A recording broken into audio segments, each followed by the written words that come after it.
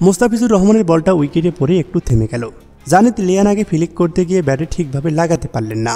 ফিরতি ক্যাচটা উঠে গেল মোস্তাফিজুর রহমানের হাতেই।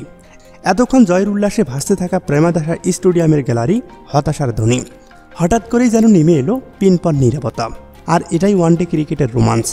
শেষ হতে হতেও শেষের আগে হয় না শেষ। সিরিজের দ্বিতীয় ওয়ানডেতে সেই শেষটা হলো চরম রোমাঞ্চকর।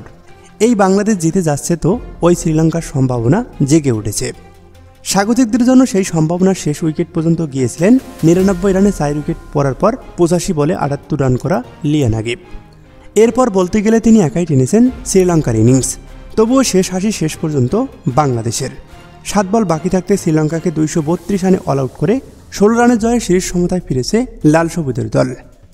এর আগে টসে জিতে ব্যাটিং করতে নেমে শ্রীলঙ্কার সামনে 249 রানের লক্ষ্য দিয়েছিল বাংলাদেশ। আর এদিন ক্যারিয়ারে দ্বিতীয় ওয়ানডে খেলতে নেমে বাঁহাতি স্পিনার তানভীর ইসলাম অনন্য এক রেকর্ড করেন।